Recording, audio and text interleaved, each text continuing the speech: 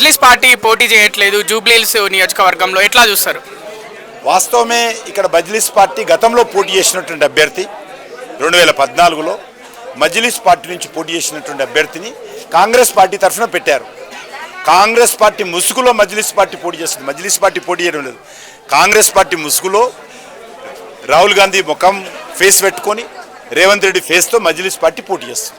అలాగే ఈరోజు ఒకరోజు 50 కేంద్రాల్లో ఒకటిసారి పాదయాత్ర చేస్తున్నారు, అన్ని కేంద్రాల్లోకి వెళ్తున్నారు జనాల దగ్గరికి. మళ్ళీ వచ్చే రోజుల్లో ఎలా వినూత్నంగా ముందుకెళ్ళబోతున్నారు? మేము పూర్తిగా మా యొక్క ఎలక్షన్ ప్రచారము మా పార్టీ కార్యకర్తలు ఇంటింటికి వెళ్ళి ప్రతి ఓటర్ను కలిసి ఒప్పించేటువంటి ప్రయత్నం చేస్తాం. పెద్ద పెద్ద ర్యాలీలు, బహిరంగ సభలు ఈరోజు 50 ఎట్లా చేస్తున్నామో చిన్నగా బూత్ వారిగా మా పార్టీ కార్యకర్తలు స్థానికంగా ఉన్నటువంటి వాళ్ళు ఇంటింటికి వెళ్ళి కలిసేటువంటి ప్రయత్నం చేస్తాము.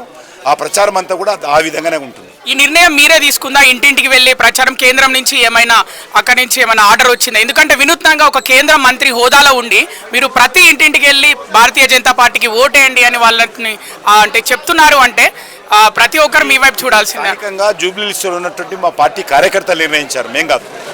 మా పార్టీ స్థానికంగా ఉన్నటువంటి జూబ్లీహిల్స్ పార్టీ నాయకులు కార్యకర్తలు కలిసి కూర్చొని ప్రచారం ఏ రకంగా ఉండాలో కార్యాచరణ వాళ్ళు రూపొందించారు. వాళ్ళు ఇచ్చినటువంటి ఆదేశాలను మేము పాటిస్తూ ఉన్నాం.